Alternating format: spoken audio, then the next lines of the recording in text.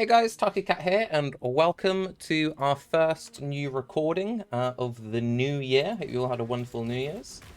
It's time to brine some king with a wisdom scroll with our one link fire trap gameplay. But for any eagle-eyed listeners, you would have heard in previous episodes that we were interviewing for a local dog walking position. And guess who got the gig? Ooh, big, big, big, big. So very happy about that. I'm actually going to be walking some doggies tomorrow, which is a very nice win. And I'm actually thinking about maybe enrolling into some dog behavioral courses in the new year. Oh, I was a little bit off with that placement. Oh, that's right, he jumped into it here. Because obviously I've done a lot of work in shelters already. And I think I would very much enjoy working with difficult animals. Because it's like, I'm used to working with Twitch chat, Reddit, and YouTube comments. So, you know, I've got like years of experience of working with difficult animals. You know, but when you're doing it through like dog training, there's actually a chance of a positive outcome at the end of it. But yeah, so that might be an interesting interesting shift. Also, in the previous episode, I had some quite interesting items in the case of new support gems and uniques and such. I was considering making a new character then, but what I've decided I'm going to do is I'm going to run this character through the entire axe, maybe like a tier of maps, before I start considering any rerolls or anything. Just because I am curious to see what the like legit Act 1 to 10 Ruthless. Oh, I got distracted then. What the legit like Act 1 to 10 Ruthless experience is like with nothing, and I feel like by re-rolling midway through the axe into a character with like a bit more stuff going on, because I'll be using like drops from this character, kind of sullies that experience a little bit. So we'll at least get the initial clean vanilla experience, and then we'll start messing around with playing with more of the part of the cards RNG, so to speak. And I might also maybe do some merciless lab farming, because some people have made some very good points that actually by farming lab, you've got quite a good chance of finding gems, because there are the gem reward chests. So what I might do is like take this character through to at least like the first tier of maps, just kind of get like a interesting experience, like, okay, this is what this feels like. Then maybe do like a couple of like merc runs on this build, to maybe, hopefully, one would get some cool things, and then seeing if I want to then make a second character with what I've learned from this initial like Ruthless experience, so to speak, for like a more informed decision. I think that seems like a pretty clever, quite like a well-rounded sort of idea. But yeah, I am quite interested in seeing if we can make this whole SSF Ruthless thing on a limited play schedule work for us. And so I think to make that work and not just be one of those guys like what most people have done is kind of like, right, they did the 10 acts and they said, not for me, then left, is we kind of need to be slightly intelligent. And being slightly intelligent is something I can do. Being very intelligent, no, that's asking too much, but being slightly intelligent, I can do that. Sometimes, on occasion. As I didn't think too hard. So yes, that's the goal. What's wrong with that? And yes, I still need to make... I say this every episode, I do still need to make my Ruthless loot filter. I think what I might do is I might just do like a dedicated episode on that, since I'm only like... I literally only have about an hour and a half. The episodes that like I record, that's literally the only computer time I have during the day. So it's like the only time I'm sat at the computer is when I'm doing these short little streams and doing these short little YouTube uploads. I'm spending like no other time in the computer, I just don't have the time. So I think doing, maybe like once we finish the axe, maybe then sit down and do like a Ruthless episode for a thing is good, because also it's, even if you're not like a Ruthless person, you might get some like, oh, this is how to make loot filters. I do like a how to make loot filter episode all the time. Also, hey Wolf, hope you're doing well. But you know, It's stuff that people always ask me about, so maybe that might be useful and or helpful. Ooh, a 4-link rare. A 4-link rare. On a hybrid armor evasion base, no doubt. No doubt, no less. And it is trash. I mean, okay, it has Dex on it. So, if you needed Dex and 4 Fizz, nah, it's pretty. Still, it's worth keeping just that it's a 4-link. It's a shame. If that had like the Dex and a resist roll, like the Dex and a life roll, because just having stats, like getting stat requirements is often a struggle in these kind of playthroughs. Even just in SSF, not even like Ruthless. Even like standard SSF, I get like an okay-ish early item with like a good Dex or a good like int roll or something. Then I'm like, let's go. Yeah. Who else other than Criff and Tarke tried Ruthless so far? Didn't a bunch of people try it, like, the Ruthless Alpha pre-320? Like, when that first came out, didn't loads of people play it? I think they only played it, like, the Axe, but, I'm pretty sure a lot of people tried it then, didn't they? Again, doing this whole blind thing, not watching other people's stuff, I couldn't tell you who's doing what, but, yeah. Also, I think, isn't Shaq playing Ruthless? I know that Ziggy did a Ruthless Private League. Or is currently doing a Ruthless Private League. Manny blasted it. Yeah, I'm sure there's a fair few people who've done a fair bit. I know Carve, he's popped in a couple of times, say hello. I know he's playing Ruthless at the moment. Going for the all-for-one challenge in Ruthless. Ooh. It's quite the commitment.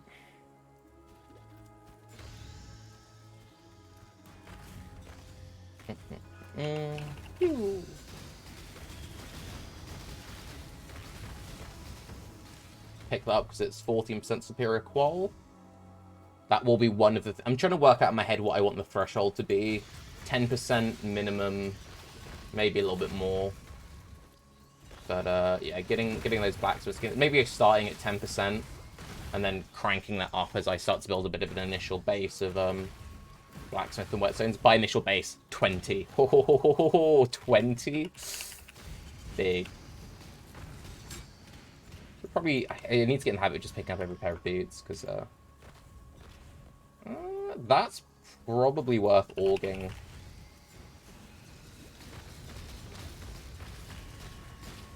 Yeah. That's definitely worth auging. Because if that hit movement speed, that'd be big. I need to look at how many. I think, yeah, in a situation like that, that's a definite aug.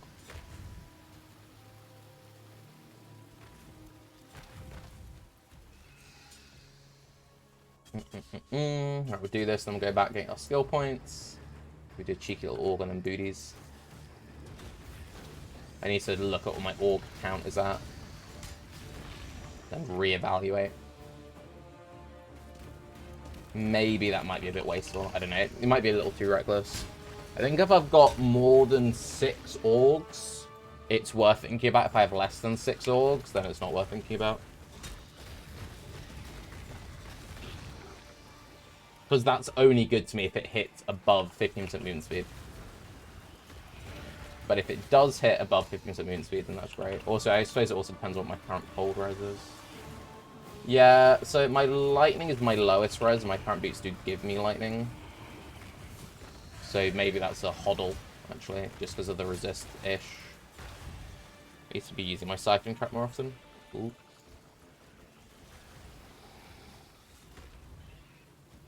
I'm just gonna chill back here, get some regen going. Oh, damn it! The degens. Should have. I dropped a siphoning then, because now he's gonna heal. Cheeky, cheeky. I think that's the first boss I've had a death to. See, you know, siphoning trap heals. Should have just thrown siphoning trap. My mistake.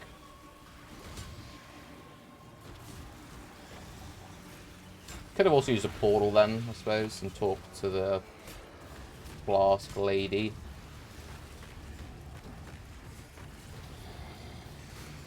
Trying not to like portal bosses though.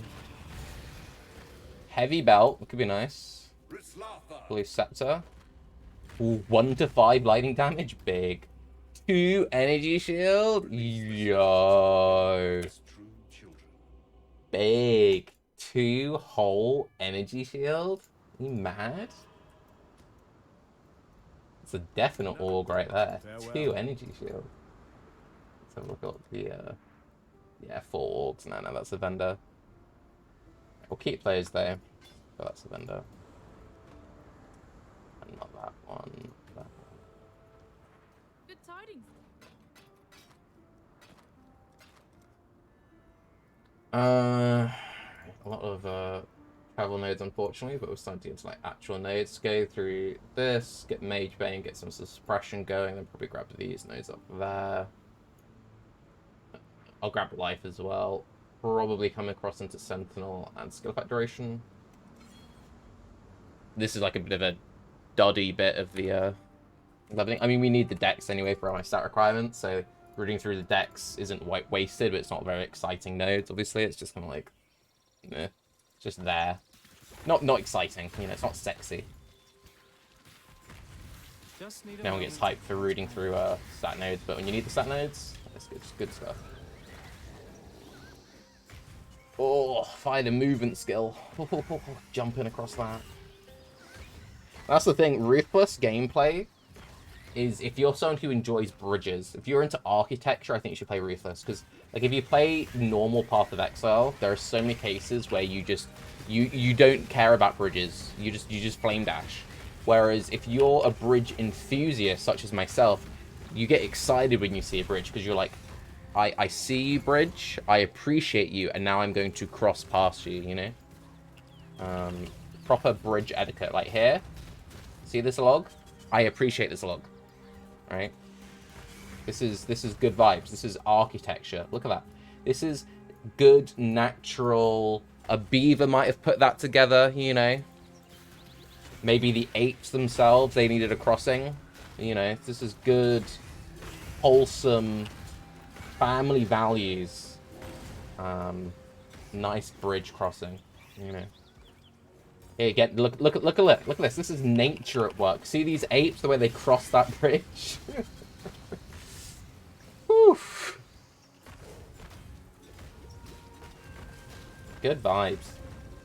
Look at this rare item, shall we? Yo. Life double res. I mean, my current chest is pretty nutty, but that's pretty nice. What are these beats? Learn to swim. Swimming in my ARPG. Is there an ARPG where you can swim? I don't think I've ever swum in an ARPG.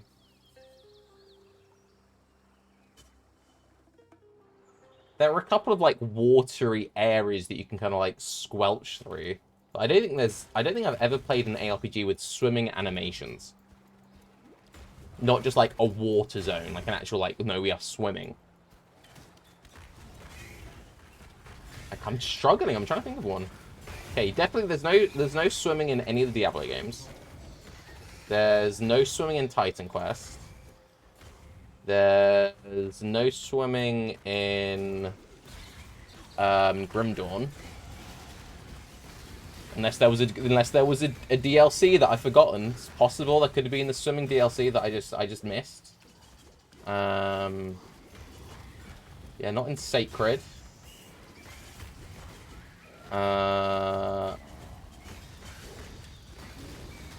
Swimming, you definitely didn't have swimming in Torchlight. Ooh, rare boots. Okay, this could be exciting. I don't think I've had a rare pair of boots yet, actually. Actually, I'm gonna ID that because we... Actually, I should have done that because only one socket. I was gonna say because I kind of like the idea of getting a bow, but it's a shame. That's also a shame. I don't want to keep that falling. I should be keeping fallings, yeah.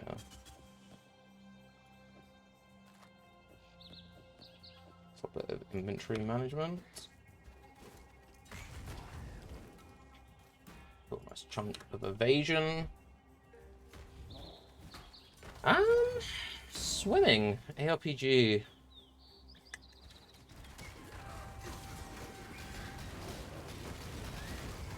I'm trying to think. I'm not just trying to think of isometric games with swimming. just need a moment. Is there a swimming animation in Project Zomboid? I never really played that game. I know you can get a boat. I don't think you can actually swim in that. That's isometric.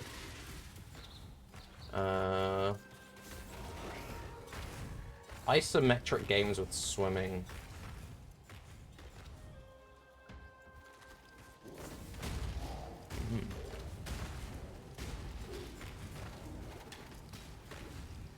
Yeah, maybe this is what PoE2, this is why it's taking so long to develop. It's because GDG just busy working on those breaststrokes, you know? Nice little butterfly. I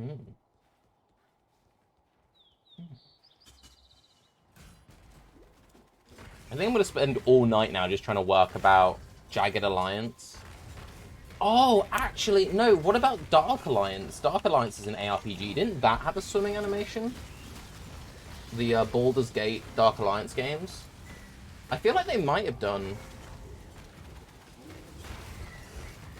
I remember the sewer levels. I remember jumping on... Did you? No, you jumped on a lot of crates. Did those games have a swimming animation? Oh. I remember sewers. I remember 8 Line. Well, that's depressing. Should also check these beads. Oh, that was a misclick. Alright, I guess we're doing a vendor then. I really wish that the... I was really looking forward to the latest Dark Alliance game. I was so disappointed that turned out to be a flop. Let's just quickly see if there's an important message. No, I'll deal with that later. Oh.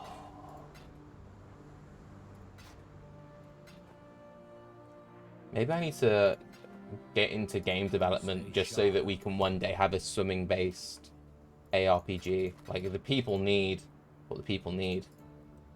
And apparently, it's swimming. That's going to be our new bin for now.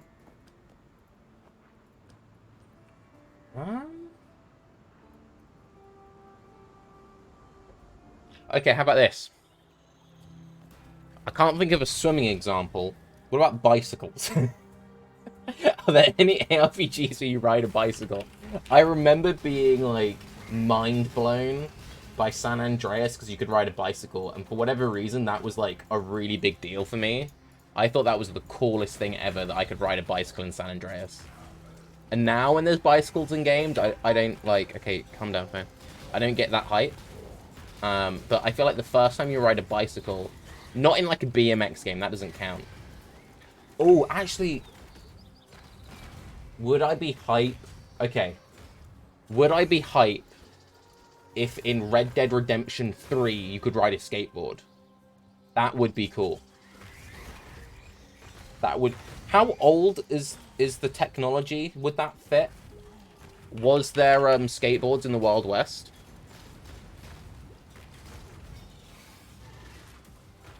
I feel like that could be fun. You know, doing some like sifting for gold, going to some quarries, do a little bit of BMX action. Do some skateboarding parkour. Skateboarding parkour. Yeah, maybe that's a little bit too adventurous. Ooh, another rare. Okay, a lot of rare items. Pokemon. Pokemon. Now, would I call Pokemon an ARPG? But yeah, you did have bicycles in Pokemon. That is true. Has Pokemon ever had skateboards? I don't think it has. I don't think... Now, would I be hype about skateboards in Pokemon? I think I would be. Yeah, it's an RPG. It's not an RPG.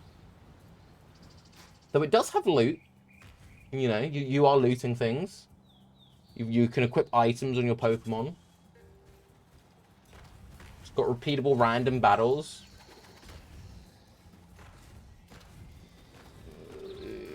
You can have turn-based ARPGs. Can you have turn-based ARPGs? Because action generally means action real-time.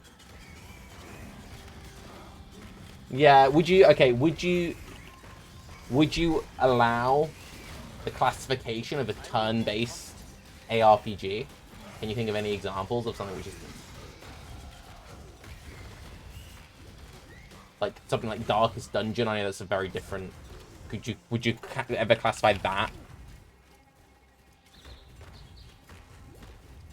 Like Battle Brothers, turn-based, one of my favorite games. It's got a lot of the like the loot-based things. I wouldn't call that an ARPG. Yeah, I feel like for the A action, you know, I'm not sure if you can really have turn-based action unless it's one of those games which has like the weird hybrid model, like Paper Mario, which has the thing where it's got like a mix of like real-time button prompts in with the turn-based.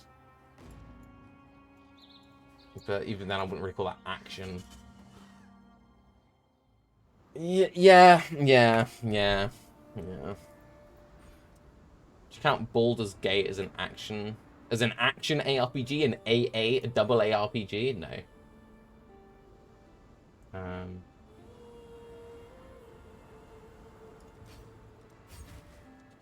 What about something like Icewind Dale? Still Hey alive, Dave, hope are you're doing we? well.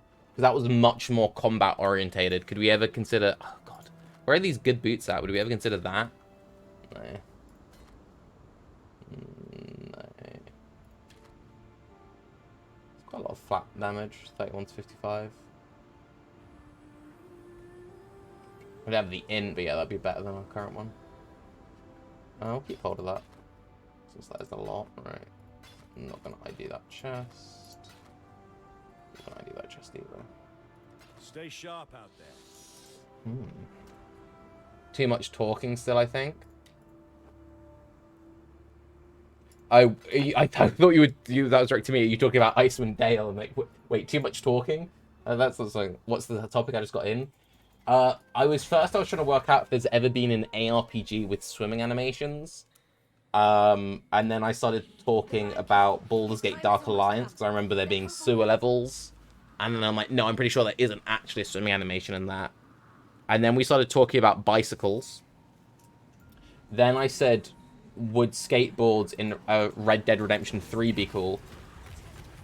And then we started talking about what made an ARPG and if you could ever call a turn-based game an ARPG. And we're kind of like, well, no, because the real-time combat's kind of what makes it action-based. And now some people are making the point that they think dialogue options, you can't have an ARPG with dialogue options. I feel like you could have dialogue options in an ARPG, but I suppose a lot of people classify that as them being more of like an RPG. Like, okay, so for example, what about... I'm not a very big fan of them, because I think it's just Ubisoft being trash. But, like, you know how they've put a lot of the, like, the recent Assassin's Creed games have got, like, really heavy emphasis on loot and all that stuff. They definitely lean more RPG than ARPG. I feel like that's more like just people just stealing elements. And also, it probably doesn't help that, like, so many... what was I saying? So many games have just like shoved random RPG mechanics in there for no reason, and I actually think to the detriment. Like, I always get really irritated by games where you have to like unlock the basic skill set. I don't mind a game where it's like as you play the game you get to unlock some cool abilities. Maybe it's like you choose between like unlocking a cool... Do you want like an uppercut punch that knocks enemies up into the sky so you can start juggling enemies, or you want to go into like a tech tree and you get gadgets? But I hate it when there's a game where it's like mandatory things that you feel like your character should just have, you need to purchase. That always really irritates me. Because then rather than being like, oh, I'm making a cool build and I'm really defining my playstyle versus something else, it's like, actually, no, I'm going to spend the first 15 levels unlocking these like mandatory things that you need. It'd be like if you had to, like, put a skill point into a Spider-Man game to unlock the ability to shoot a web, you know? And that sounds stupid, but there are so many games that have systems like that. Like when you have stealth-based games and you cannot stealth kill without unlocking the stealth tree. Or like, oh, you need to unlock dodge rolls. I think some of the early Dark Souls games have that problem? I can't remember which one it was that I played. But it was kind of like you needed a certain amount of a stat before you could really get like proper dodges. Also, sorry, I just got another... This, I think, is actually important text. Huh. That's interesting.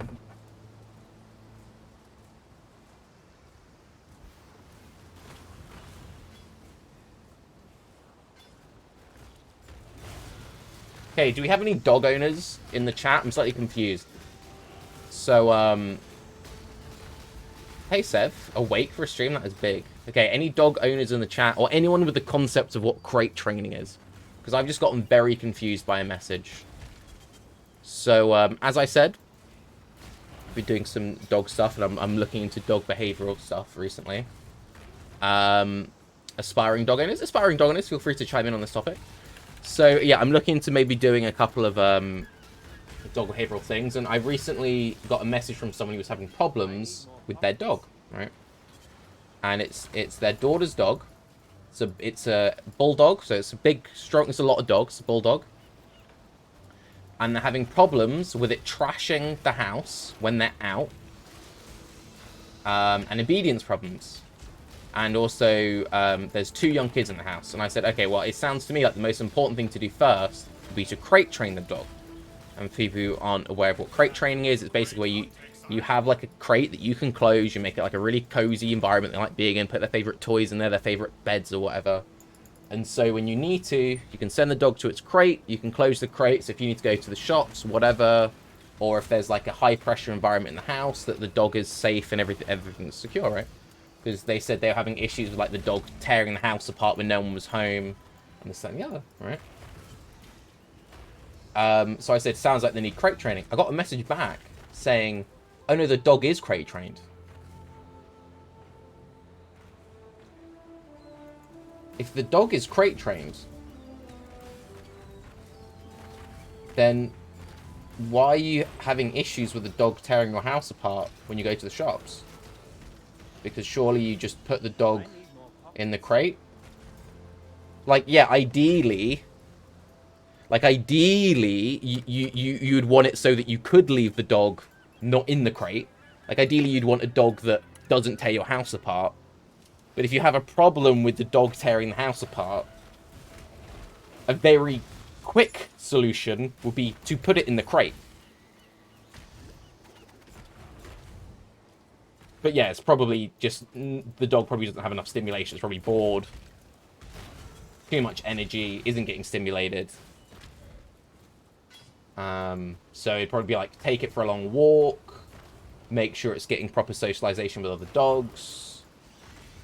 But yeah, for me, if I had a dog that is crate trained, and I had a problem with the fact that an augment, ooh, yes, biggest of drops.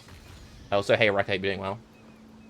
If I had a dog that was crate trained, I had an issue that when I went to the shops, I came back and the dog trashed my my house. You know what I would do? I just put it in the crate and close the crate before I went to the shops. Yeah. No tink noise for orgs. No, as I said, I need to set up the filters. So transient, big. Alright, okay, I'll message them back after the stream.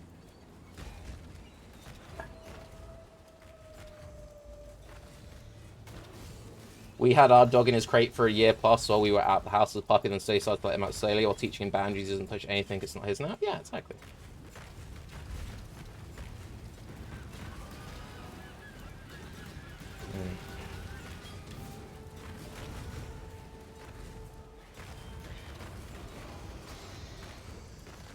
See, I have this problem with my grandmother's dog. So my grandmother's got a Daxi.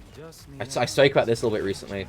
So my grandmother's dog's really overweight, and I always try and take it for a walk when I can, because the dog's just super understimulated, and it's just really overweight. Like, it's a young dog now, so it's not that big of an issue. Well, it's an issue, but it's like, because it's young, its body can kind of take it, but the problem is that it's gonna become a real issue. It's only, I think it's 3 at the moment. It's going to start getting really bad hip and back issues if it doesn't start losing weight.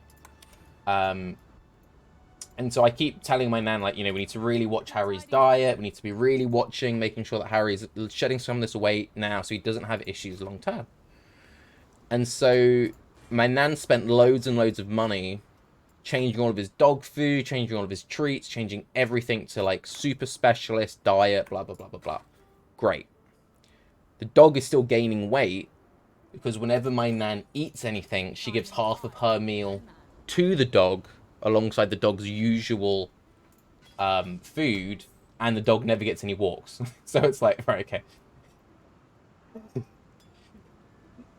Yes, good. We're giving it like diet biscuits now instead of what you were giving it before. Great.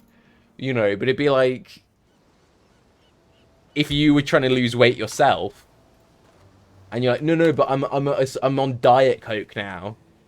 And I've gone from 10,000 calories a day to 9,000 calories. It's like, okay, good. Like, that's positive. But so we're not going to see any progress because you're still having 9,000 calories a day and you're not doing any exercise. I'm like, ugh. And my grandmother is slowly starting to learn that, like, I'm not a child. And I'm sure everyone has this with, like, with their parents and their grandparents. It's like, I'm 30 soon. And I'll give my grandmother advice on something that she knows nothing about. She understands, like, if she has a problem with her iPad, right, then okay, I'll trust Jake because it's a computer. For that, she'll be like, we'll trust him, it's an iPad. But for anything else, she looks at me kind of like, you don't know what you're talking about. You don't know what you're talking about. And it's like she's starting to get a little bit better, but I'm like, this is like, you know, good luck. Almost 40, it still doesn't stop. Yeah. When can we start treating overweight pets as a form of animal abuse? It is. I see it a lot with when I'm like volunteering at shelters and stuff.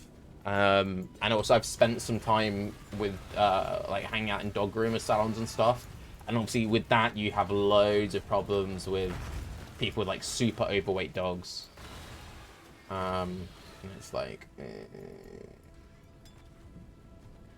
it's one thing if like your dog is like 15, right, and it's like, okay, yeah, it's not got much time left, just let him chill out, do what he wants, fair, right? You know, do what you want.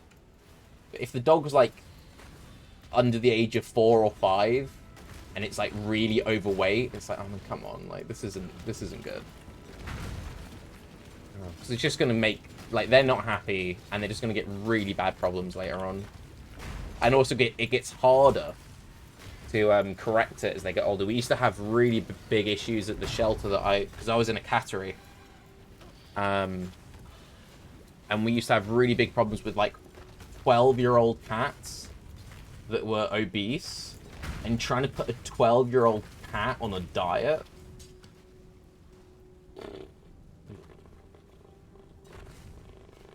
That wasn't fun. That wasn't fun. It's like, oh no. Trying to, yeah, that wasn't, yeah, that wasn't a fun time. And the thing which would also be a problem with that is because the layout of, so the floor, I was on like the intake floor of the shelter, so we specifically get like animals as they first came in, so they'd often have like the worst habits and everything. And also they'd be very anxious because they've just come in. So when you've got loads of pens in close proximity and there's just one cat non-stop begging for food, you feel bad because this cat's just non-stop begging for food, so that's kind of like, oh, it hurts you, but also it's winding up all the other cats and stressing all the cats out. So you're like, so yeah, it used to be really difficult when we had to like put really restrictive diets on the super overweight cats. And a lot of the young, like, it'd be difficult with the younger ones. Ooh, mana leech support. Yo. Big. I mean, unironically, like, that's pretty good in Ruthless. The problem with mana leech though is that because you don't have the gems, like, you don't have the auras, you don't have any mana problem. Like, I don't have any auras or any supports. Wasn't there a cat named Cinder? That actually, no. What I do think definitely classifies as animal abuse, something which I really don't like. I really don't like when animals have like big channels, be it like TikTok, Instagram, YouTube, whatever, and the whole thing is people just love how fat the animal is. That's something I have a really big issue with. I really, really have big issues with that. That makes me really upset. I really don't like it. It's the same thing as like when you get people who like they have like exotic animals, And so people don't do the research and they think it's okay for them to then get exotic animals as pets. But yeah, like the normalization of like, oh, it's a chunky boy, and that like being a good thing is like, we shouldn't. This isn't good. No, that really upsets me.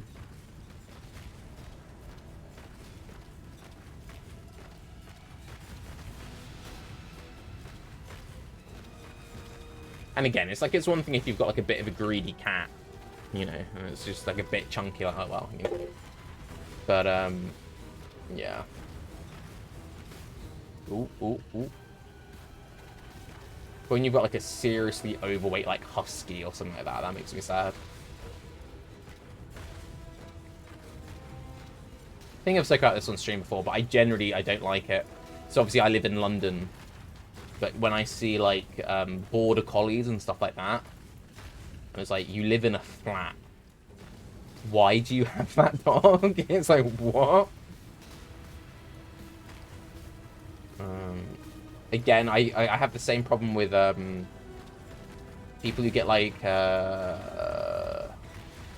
Bengal cats who live in small apartments, and it's like, dude, that cat needs so much mental stimulation. Nah, that's not on.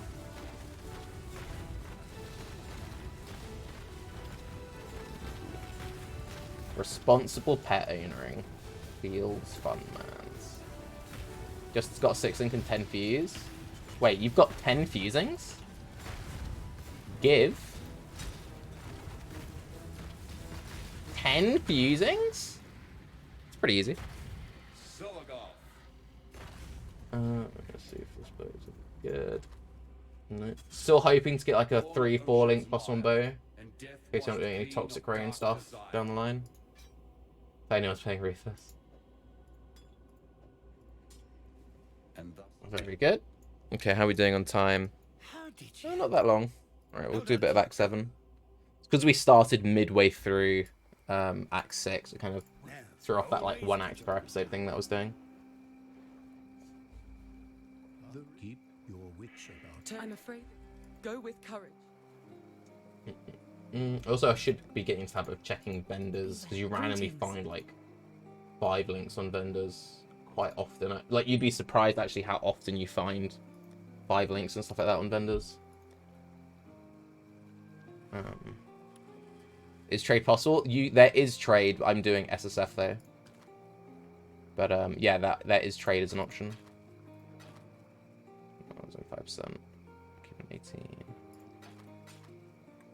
Gotten 6 off vendor. Yeah, I've had it happen to me.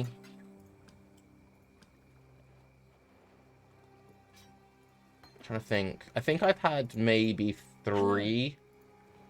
I think I've only ever had it on a chest piece once, but I've had like quite a few like random like 6-link swords and stuff like that. But 5 links off the vendor is actually like really, really common. So yeah, I should really get into the habit of checking it past Act 5, really. Shame they're only 15% movement speeds. And yeah, I should also be checking boots. I should be checking boots and chest pieces past like Act 5. Killed your 2nd Maven. Hey, congrats, man. I would totally make a Toxic Rain character if I got Mirage Archer. What's your plan? It's literally just kind of like feeling it out. But we've already gotten a couple of quite nice things for a 2nd character. So I'm kind of just like seeing it through to at least the initial act experience, just to kind of like get the idea of seeing like, okay, what's going on. And then yeah, I'm going to probably make a 2nd character with some of the cool items I've had drop. Yeah, I've gotten a Pulverize, which obviously massive. I've got a Pulverize and a Maim. So I could do like a bone boy, or like earthquake, or insert like just fizz and melee stuff here, which is pretty big. I got a Mind Spiral unique helm, which doesn't sound like anything special, but it's actually a really good mind over matter helmet, and that's especially cool in a game mode where you don't really have auras. But yeah, I'm also planning to do a little bit of merciless lab farming to maybe get some gem chest rewards. See if we didn't get anything interesting in that.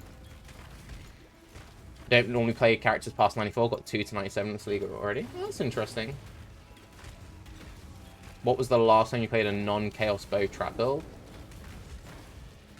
A non-chaos or trap build? Last league, I played a Ignite Wave of Conviction build. I do play a lot of Ignite, so maybe... When was the last time I played? Oh, no, I've done quite a few bow builds as well, actually. Yeah, I did a whole SSF bow series. Yeah, I did Poisonous Concoction last league. That's not Chaos Bow. It's basically Chaos Bow. Yeah, I mostly played degen builds. I really like dot builds. I mostly played dots and traps. But, no, I've played a couple of bow attack builds. I used to only play bow attack builds. Ellie bow used to be the only thing. There's always to play for years. Generally, what happens with me in Path of Exile is, like, I find a particular... I should get the thing.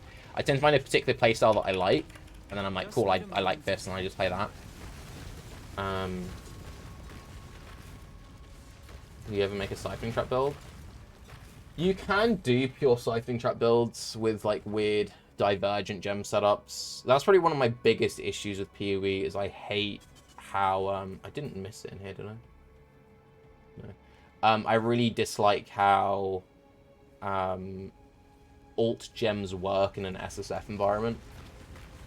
I think it's mad that Heist has so many unique rewards gated behind it. It's got like the whole replica system, it's got all the special like body enchants, and it has alt gems. It's like there's too many reward types gated behind one very contentious part of like content. So yeah, I'm not a big fan of that.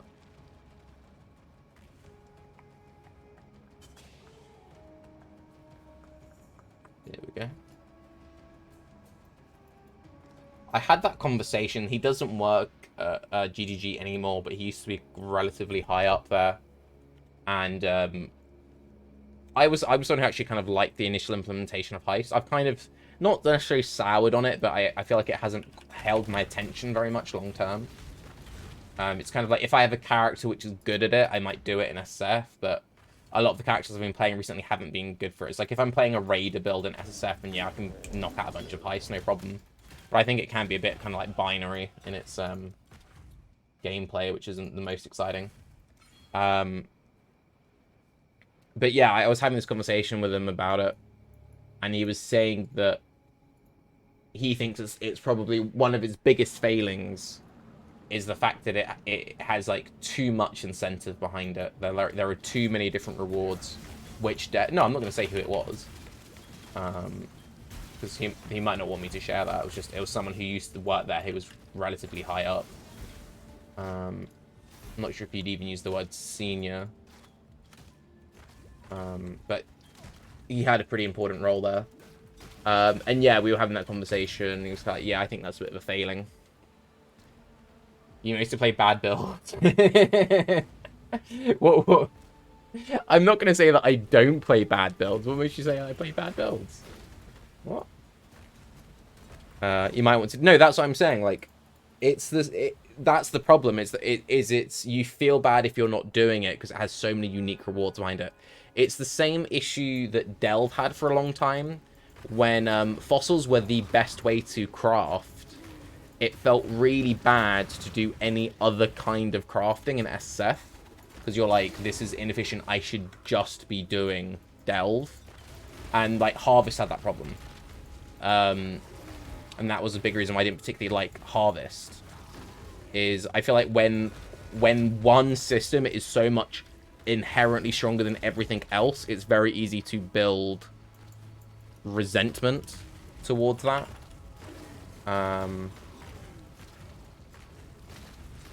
Whereas if you have a thing where, like... Because there will always be something which is a little bit stronger, right?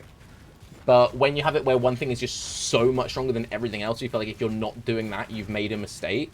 That's when I have an issue. So it's like, when you have it where one league mechanic is infinitely more rewarding than nearly every other. And that's an issue a lot of people have had with Heist, is that they've considered Heist to be so much more rewarding than everything else. They're like, it sucks, I shouldn't be mapping, I should be heisting. Like, I feel like with very optional content, and heist is very optional content, then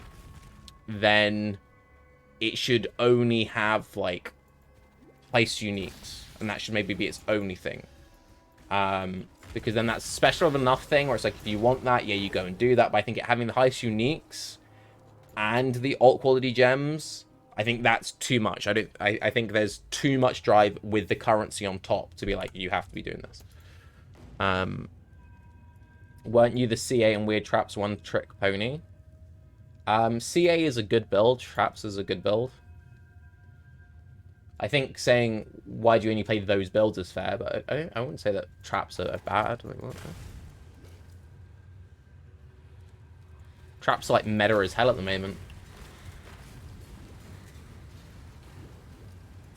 I think the difference is I was playing traps before they were meta, and now they're meta, I still just play traps because I like the playstyle.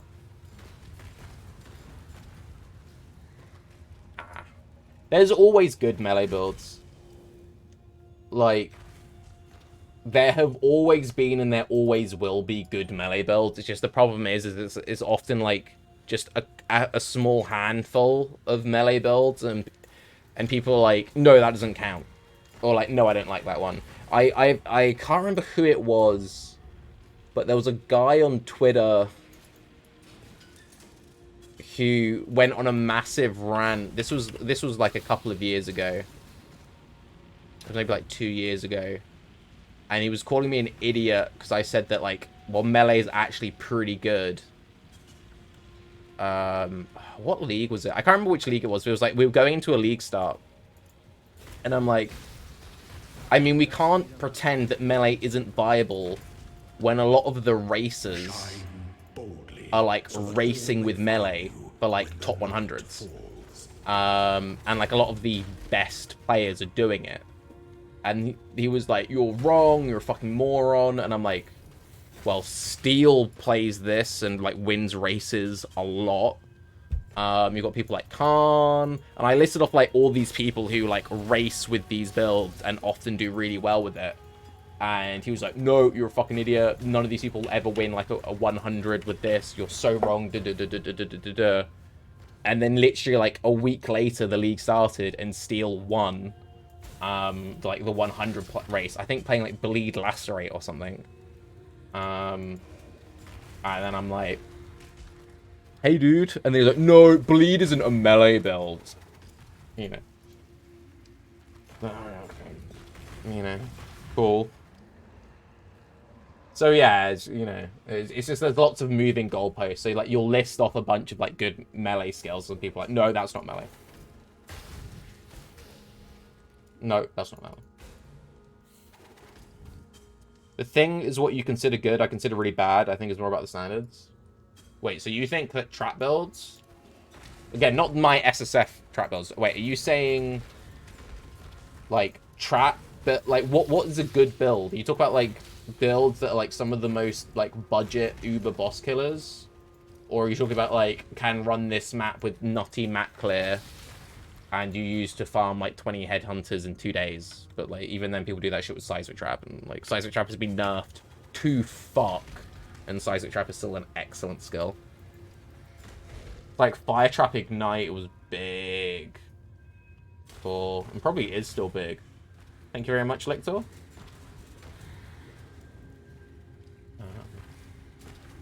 Again, I don't know what the, like, meta skills people are playing this league. Because I've been playing this league completely blind. I've, like, muted all the content creators, so I have no idea what people are playing this league. So as I was saying, because GG can't buy shit. Right, so, like, this is what I'm talking about by, like, people moving goalposts. So just a second ago, you were saying, like, traps are bad.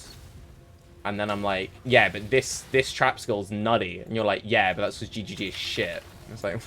Well, it's still a trap skill, my dude. It's still a good trap skill, right? You know. And the problem also is, like, PoE is such a big game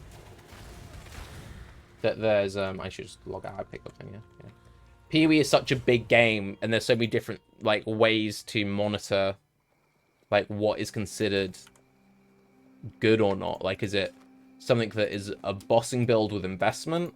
I am Is it a bossing build in like an SSF environment? Like, what are we talking? Yeah, Explosive Trap is amazing.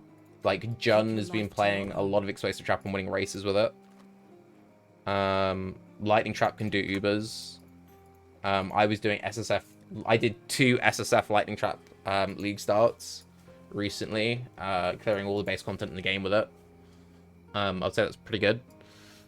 Like, if you're doing all the content in SSF, I'd say that's pretty good. Quartz Lost Bit.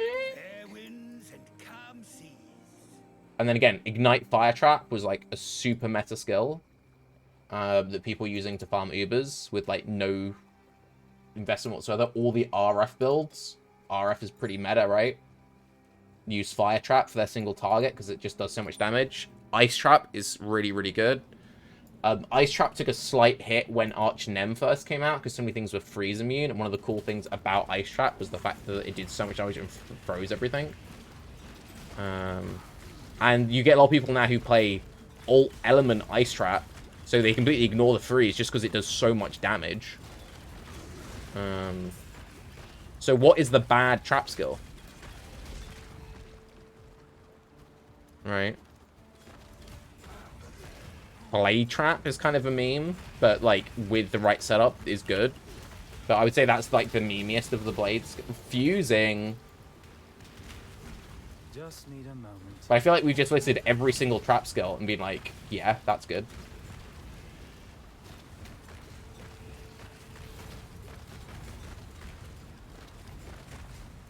Blade Trap, yeah, Blade Trap has got amazing single target.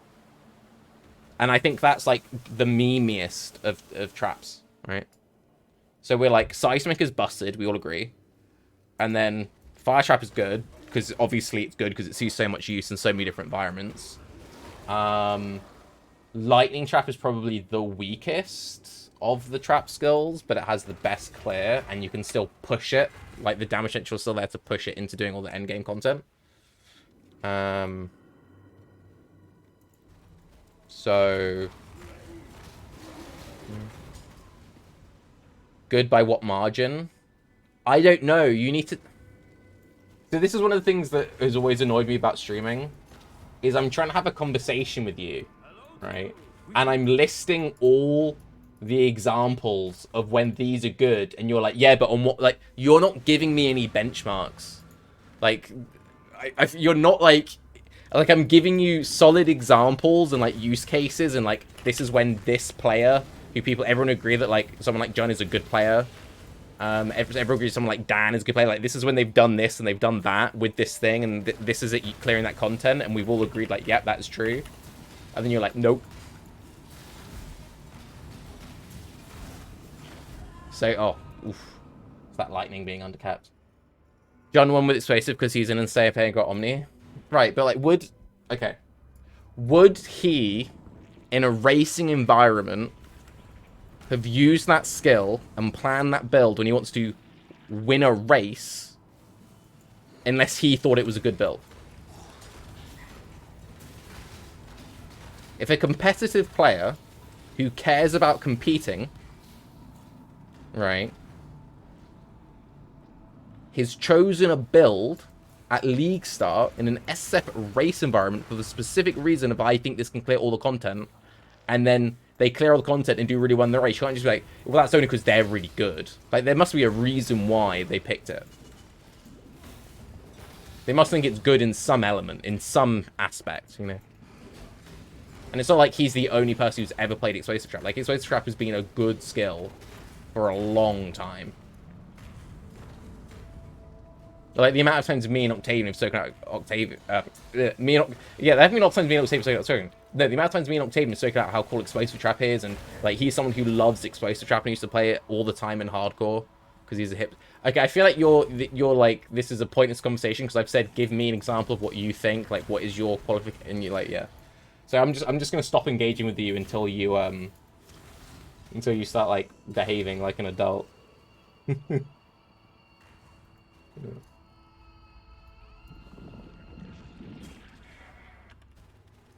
Just need a moment to catch my breath. And this goes back to the previous conversation about that dog owner who's asked me for dog advice about their dog trashing the house. And I'm like, it sounds like we need to crate train this dog. And they're like, oh no, they are crate trained. That's it.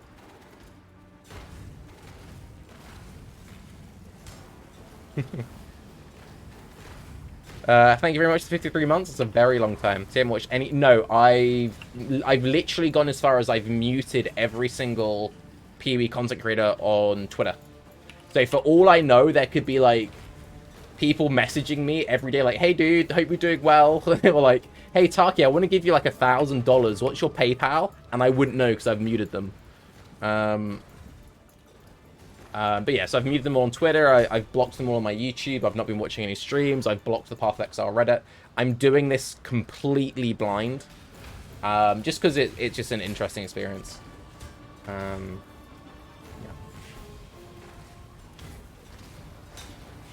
Yeah, it's just people just constantly just like, hey, dude, like, we want to give you money. We want to invite you onto this podcast. Like, why is this guy ignoring me? He's such a dick. Hair is looking luscious. Thanks, man. Appreciate it.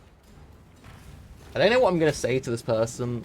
I'm gonna message them in let's see, 57 minutes. I think we might wrap up in the next like 10. Try to keep these around to an hour-ish. Because they also this was the two problems they were having with their bulldog. I'm curious what you guys are gonna say. So the two problems they were having with their bulldog is it was trashing their house when they left it and they went out. And the other issue they were having was it was too energetic. And because it's a bulldog, when they go into parks and stuff, it pulls at other dogs. And obviously most dog owners don't like the idea of a bulldog pulling at them. And so they pull their dogs away. And because it's a big dog, it's a problem. So for me, what I was going to suggest was one, that's a nice cover. One, the first priority should be crate training. And the second thing should be proper heel training. So that the dog can be trained to behave correctly in public environments. And then once you can properly, heel train a dog and you can display to other dog owners that this is a well-behaved dog and it will listen to you and respect you, it's not going to pull, then they're more likely to be like, oh, this is a good bulldog and a good bulldog owner. I'm going to let my dog play with it. Because it's like if someone's got like an overly energetic like lab or something and it pulls and wants to go and sniff at your dog, most people aren't going to be like, ugh, keep that away from me. I don't want that anywhere near my dog. But if it's like a pit bull or something and it's pulling and you're like, yeah, is this in a, like, you're like, keep that away from me, Whereas if you can show it, so this is a really well-behaved dog and it's calm or whatever, then people are fine with you interacting with it and, vice versa. And also I think it's important you should be able to control your dog. If you have a big dog, like I have this conversation all the time for when I was doing stuff in shelters. I think the worst, 9 times out of 10, and you guys can agree or disagree with me, the worst behaved dogs and the worst dog owners are small dogs. Like people who own like Jack Russells or like little Westies or whatever, or Chihuahuas. Because, like, the dog isn't considered dangerous, the owners don't care when the little dog is being a dickhead, right? So they never correct the behavior. Whereas with, like, a big dog, if it does that, you're like, oh my god, that's terrifying. And so hopefully you correct it. But I know so many people who've got really tiny dogs, and it's super undisciplined because they don't care. Because they're like, oh, this doesn't matter, it's not dangerous. Like, who cares, And especially because a lot of those little dogs are, like, ratting dogs. Like, most terriers are arseholes, right? So, like, it doesn't help that most of those dogs are dickheads to start with. Whereas, yeah, it's like if you had, like, a really energetic, like, hound versus, like, a really energetic little yappy demon, Yeah, tiny dog biting people is adorable, And obviously, like, a big dog is, like, way more dangerous, and it's more important when a big dog is trained correctly, because, like, a big dog could do a lot of damage. Whereas, like, I mean, even a little dog could do a lot of damage, especially around, like, children. Hey, Hale, hope you're doing well. Like, especially if you're in a pub or something. Like, environment where people often have their dogs. Is that a big thing outside of the UK? A lot of pubs in the UK are dog friendly. Is that a big thing in like other countries? I imagine probably so. I don't know. I don't know what the culture is like in a lot of other countries. Not at all. Oh really? What country is that? But yeah, I would say probably, at least where I live, Germany. Actually, that's a point. Because I've spent quite a fair bit in Berlin. I don't think I've actually seen that many dogs, like, in establishments in Berlin. Or it might just be that I have and I've just not remembered it. But I'm trying to think now. Yeah, no, that's a fair point. Sweden could never take a dog inside a pub/bar. If the dog has too much energy, isn't listening right? It probably needs a lot more. Yeah. So anyway, yeah, to backtrack previous thing, I was probably going to say, yeah, the next important thing is going to be proper heel training and also just making sure the dog's getting enough exercise, because to me it sounds like the dog isn't being stimulated enough. Wasn't Amsterdam an old dude just hanging out with the busy calf with his German Shepherd off the leash? Was very well behaved. See, I don't know how I feel about that. I always feel a bit weird when you get people who have their dogs off the leash, even if it's like an immaculately like gun-trained dog. And I feel like some dudes do it just to flex. But like you could have the most, and it never leaves the owner's side. It's always like but it's never on a leash. I don't like that in really built-up areas. I feel like even if you've got the most controlled dog in the world, if you're walking through like main roads or whatever, it should be on a leash. I feel like a lot of, again, you guys might disagree, but I always feel kind of weird. There's a few people who live near me who do that. And you can tell they've got, like, complete mastery of their animals. Like, some of the most well-behaved animals I've ever seen. But I'm still like, dude, just put on a lead. Right?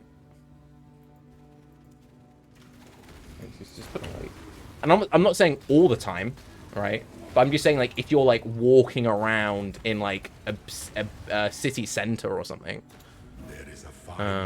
Between consideration and hesitation. In a park or something, sure, yeah, have off the lead, like do whatever, but like, yeah, that always irritates me a little bit. But again, with all of that, it so much depends on your upbringing. Like, if you grew up in the countryside somewhere, or like you grew up on a farm or whatever, you'd be like, oh, this guy's just like a city softie, you know?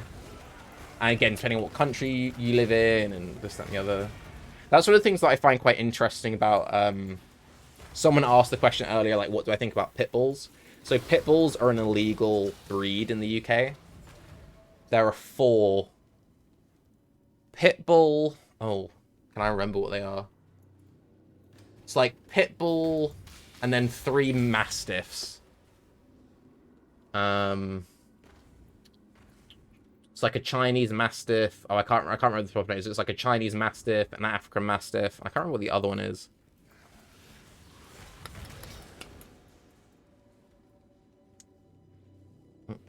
Let's Google it. See if I can remember.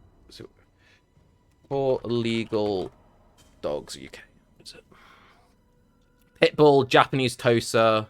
Yeah, Argentinian. Yeah. So basically Argentinian, Japanese, and Brazilian Mastiffs. So yeah, Japanese Tosa, Dogo Argentino, Fila Brasileiro?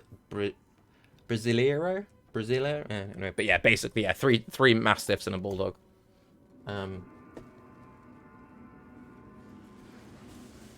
Whereas, yeah, I think they're all legal in America. I think you can have all... Does America have any banned breeds? I don't know. I don't think you would.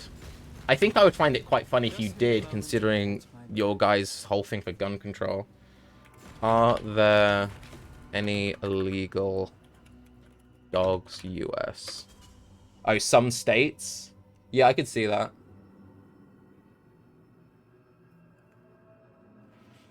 Yeah, apparently American Pit Bull Terriers and American Staffordshire Terriers. Oh, really?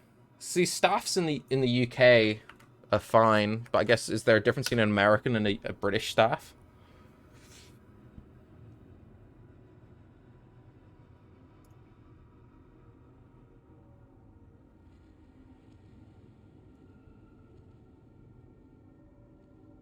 I don't know the difference of normal staff and an American staff. you know. This has gone crazy. I wasn't expecting to do such a dog-centric stream. I'm gonna have to make an alt channel called Tarke Dog, where we just talk about random dog policies. Right, this is me reading something from chat. Pit bulls should be eradicated, like make breeding illegal, horrible, dangerous breed. So I don't. The thing which is I find difficult because obviously I've done a lot of stuff with shelters, and obviously there's a whole thing with like animals being euthanized. I don't like animals being euthanized. In an ideal world, right, everything would be licensed, and it would be like how if you... that was my first rogue exile. Pretty good. It'd be like how if you, like, in the UK, I don't know if it's the same in other countries. I imagine it's probably the same. If you want to ride a motorcycle, you have to do different levels. So, like, you'll do, like, a 50cc test. And then once you've got that license, you can have little dinky little, like, mopeds. And you go up and up to get, like, more and more powerful bikes. And in an ideal world, I think pet ownership should be the same way. So if you want to have like a really big dog, like a giant mastiff or something, it should be licensed. But like, how would you regulate that? You know, how would you regulate it? How would you police it? That whole thing. It's nearly always about education. It's just the whole thing is that while most breeds can be properly trained, right, to never be an issue, it's what we were saying earlier about like how a lot of small dogs can have bad behavioral issues and it doesn't really matter. It's like if you've got a tiny little dog that if it went crazy and it nipped you, it like might maybe draw a little bit of blood, but you can very easily just scruff it and just like pick it, not even throw it, you can just pick it up. Now replace that with like a 60-70 kg dog, which is like what a lot of the big mastiffs and stuff are. It's like, for me personally, I would never own an animal that if something happened, I couldn't, in a physical altercation, control it. So I'm 6 foot, I weigh 78 kilograms. I would never own a dog that weighed more than me, right? The idea, like, when you see, I quite often see a thing where it's like, I'll see like a tiny, and this isn't like a gendered thing, I'm just using this example because I saw this today actually recently. It was this really small woman, she was quite old as well, she was maybe like in her late 60s, barely over 5 foot, and her dog easily weighed like 50 kg, and I was just like, if that dog just ran, not even if it went to fight, but like if it just ran, it would drag her along the floor. I was saying that I told the story the other day when I saw the dog drag the little kid, and it was funny because the kid was okay. But it's like, that's kind of, I feel like you should, I need to heal. I feel like you should ideally be in a situation that if anything ever did happen, that you like could restrain it. Yeah, old people or little kids with big dogs, exactly. I just, like, even ignoring any, like, issues of the dog fighting, just, if they ran, it's just like, well, what would happen, like, if they got, like, just dragged, or if they, like, broke their arm, or whatever. Yeah, it always makes me feel a little bit uncomfortable. And that's even ignoring the whole thing about, like, if it's an aggressive breed, or if it's a breed that's been bred to fight, or whatever. It's kind of like, so I don't drive, so my opinion might be warped, but I imagine most people would agree with this, like, train of thought. It's like, okay, do we have any forklift certified people in chat? Because I know, like, forklift certifications, like, yo, cool, dude, you got your forklift stuff, right? So it's like, I don't drive, so I'm definitely not the person to be driving a forklift, right? Most people who have a car probably feel like they would be alright with it, but it's like, I wouldn't trust them in a factory messing about with a forklift, right? Or, like, with a giant lorry, or, like, a truck. Like, it doesn't matter if you're used to driving a normal car. I wouldn't give you, like, an 18-wheeler and be like, yeah, you'll be safe, or, like, a giant bus, or a coach, you know? And I feel like that should really be the same thing for dog breeds.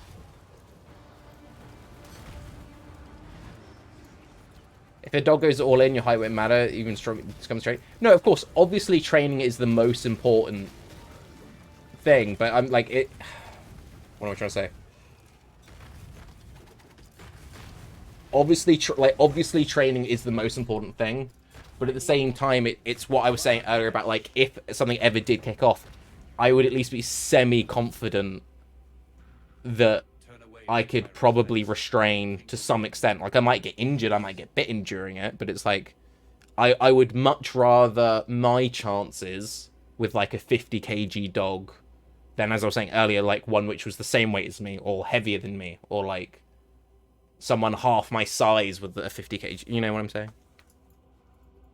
Obviously, like, again, I'm saying how I'm thinking about going into, some dog behavioral training, but it's like, yeah, at the end of the day, I feel a lot more confident in that. Like, I would feel a lot more confident going into training that than being like, I want to be a fucking elephant trainer. Ignoring the ethics of, like, you know, I don't particularly like exotic animals in circuses or whatever, but, like, I would feel much more confident being like, you know what? I would consider a career in training dogs, but I would never consider a train like, I want to train lions or hippos. Yeah. Because if a hippo is like, you know what, dude? Nah, I've had enough of your shit. I'm doing what I want to do. There's no way I could ever restrain a hippo. The hippo wins every single time.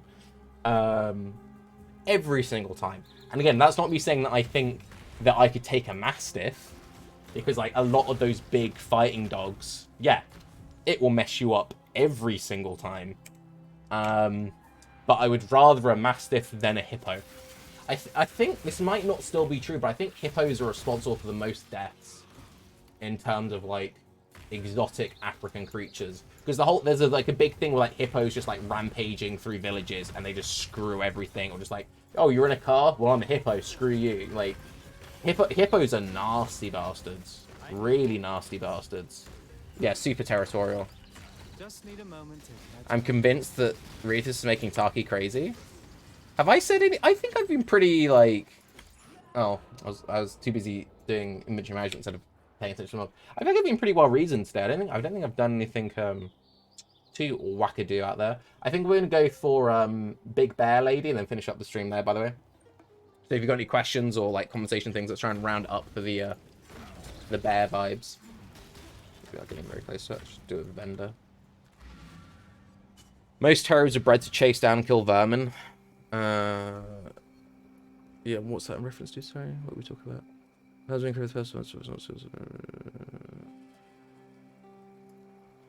I mean, yeah, terriers. We were talking about earlier about how terriers have been bred as ratting dogs.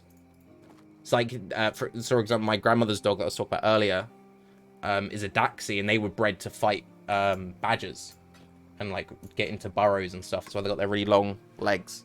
You wouldn't think about looking at that. They were used for hunting badgers, and badgers are nasty creatures. But, yeah, I mean, most dogs, again, ignoring herding animals, is, at some point used for fighting or hunting something smaller than it. So if your viewpoint is, like, anything that was bred to kill, yes, badger hound, exactly, yeah, German. It should be a no-no. It's like, well, in that case, it's pretty much every dog except for stuff like Bijons or, like, Cavalier, Charles Cavalier Spaniels, or I'm really bad with Asian breeds, but, like, a lot of the little basically anything for, like, emperor dogs, or, like, what's the one? Oh, I'm so bad with names. It was like meant to be bred to live in the sleeves of monks and emperors. Teeny little. Which one's that?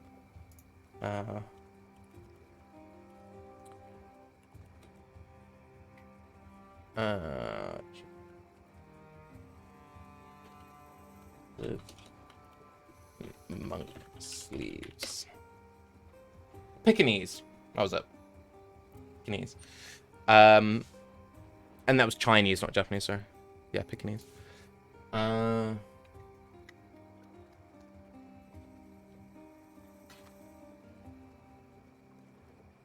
Do I want to keep that? No, might as well. Be kind.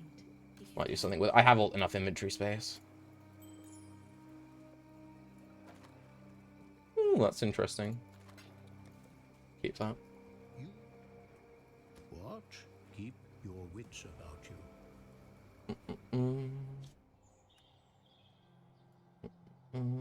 I think we should get some more life nodes now. Oh, I don't want to go for the resistances. Life nodes. I've not gotten that many. I think getting more life at this point would be good.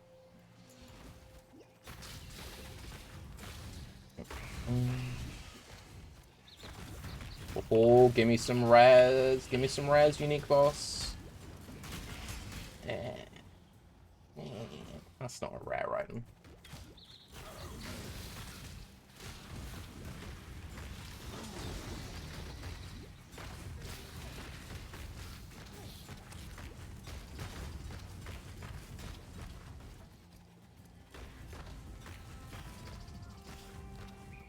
Ooh.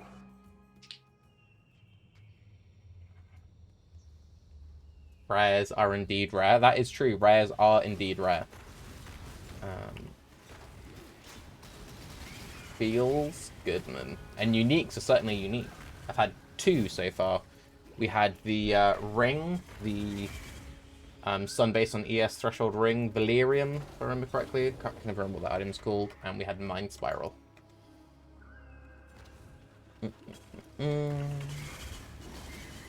Oh, phasing. Feels so good. Get a 17%. Not sure if 10 should be my threshold. Like, I mean, 15. Maybe anything higher than 13, because it, you know, 14 and up, maybe.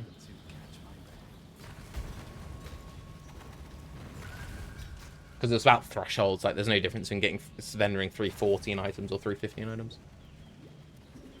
What would be the worst unique to drop? I mean, there's not necessarily a worst. I mean, Tabula would be pretty trash right now. I guess, yeah, I guess probably Tabula would be the worst thing for this character right now, considering we're only on a 1 link. So that'd just be like, cool, a chess piece. It'd be like, cool, a 6 socket. I mean, no, because it'd still be a 6 socket, right? Yeah, it would just be like a random, like, bad item. Ooh. Ooh, that chaos pop wasn't very friendly. Didn't like that.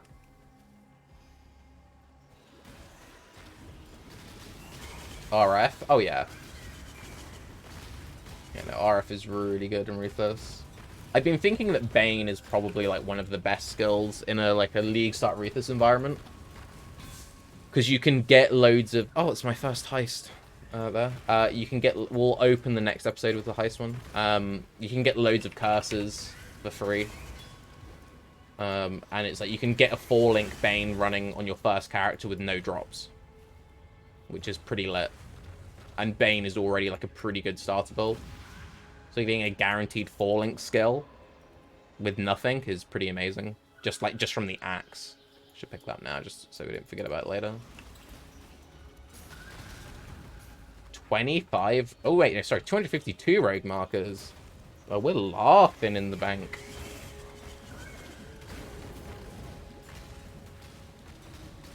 Laughing to the bank, not laughing in the bank. I feel like if you're laughing in the bank, then you're probably going to get questioned. Laughing to the bank, probably not going to get questioned. You might get mugged. Oh yeah, Essence of the Atlas Tree is going to be big. I haven't looked at the Atlas Tree, so I don't know if they've made any changes to it. They probably have. I'll be sorry if there hasn't been some rebalances.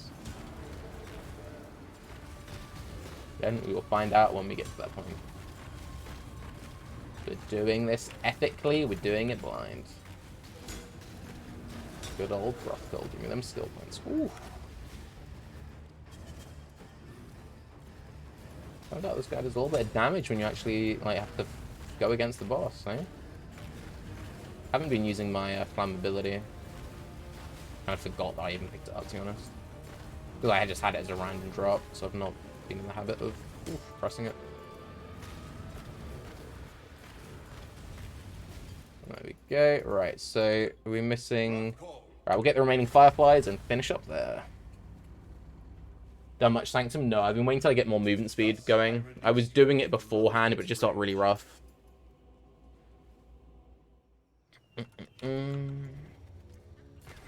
Yeah, 15% movement speed with no movement skills. Sanctum felt trash. 6 abilities with a 1 link is kind of like having a 6 thing. That's true.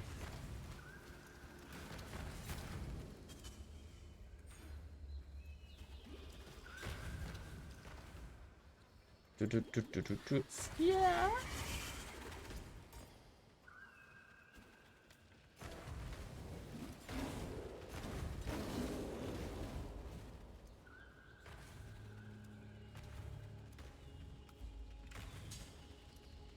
Alright, let's hand these in. Ruthless is cool. Yeah, it's a very unique experience. I've definitely been enjoying it.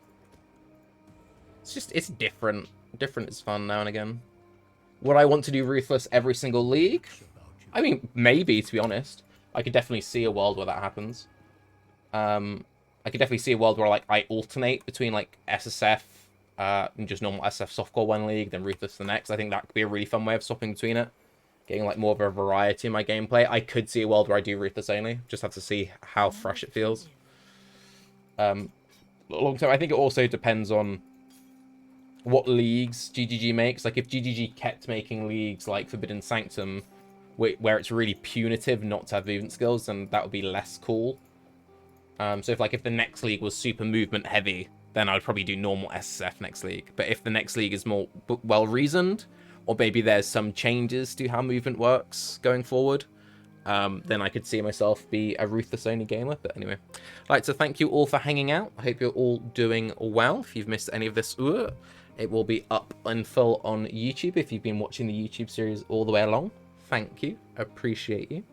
But yes, I'm Tarke. I hope you all have a wonderful day, evening, afternoon, morning, depending where you are in the world. But yes, I'm Tarke. Have a good time period. Bye-bye.